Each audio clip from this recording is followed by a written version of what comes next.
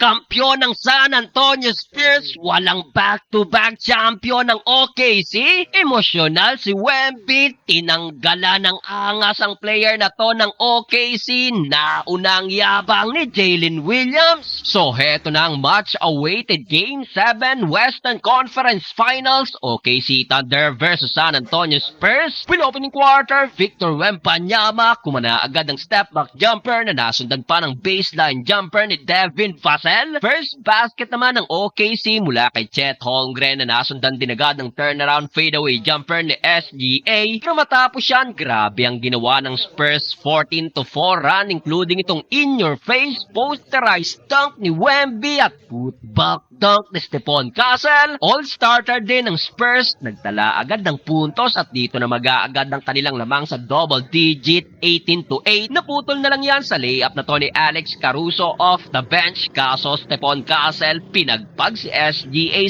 ng end 1. Matapos yan, heto't na libre pa si Julian Champagnie sa kanyang corner 3-pointer. Kaso Jared McCain off the bench, sumagot din agad ng 5 straight points including itong corner 3-point shot. Dylan Harper off the bench na itala din agad ang kanyang unang basket. Pero Jared McCain na naman tinapos ang unang quarter sa kanyang another 3-pointer. Babasket itong labang ng Spurs 32-25 end of opening frame. Second quarter, SGA versus Wemby. Pinagpaglang ng two-time MVP ang Alien. Pero Dylan Harper, pinura naman agad dyan sa kanyang first 3-point shot. Isaiah Hartenstein naman, favorite duper kontra kay Wemby. Pero may bawi ang Alien. Pasok ang pull-up 3-point shot. Under 7 minutes, very unusual. Kabado ang two-time MVP. Abay dalawang free throw, mintis. Pero eto't hindi daw sabi ni SGA at pinawi agad dyan sa kanyang first 3-pointer na nasundan pa ng 200 dunk. Abay biglang napatake over ang MVP this quarter na so far meron ng 19 points shooting 8 of 11 sa field. Hype na hype si SGA dahil dyan dito natunaw na ang lamang ng Spurs at sa mid-range jumper na to ni Jalen Williams. Nakuha na ng Thunder ang lamang 51-49. Pero sa dulo to the rescue si De'Aaron Fox sa kanyang wing 3-pointer na nasundan pa ng putback dunk ni Keldon Johnson. Tinapos pa ni Wemby ang first tap sa kanyang bank shot. 56-53, pabor pa rin sa San Antonio Spurs. Start of the third quarter, Victor Wembanyama nang gigilagad sa kanyang poster dunk. Kaso right away sinagot agad yan ng back-to-back 3-pointer sa kabila ni SGA at Alex Caruso. Pero Julian Champagnie, grabe, pinatahimik ang crowd sa kanyang 11 straight points with 3 3-point shots. Step up big si Champagnie at dito muling naibalik ng Spurs ang lamang sa 8.73-65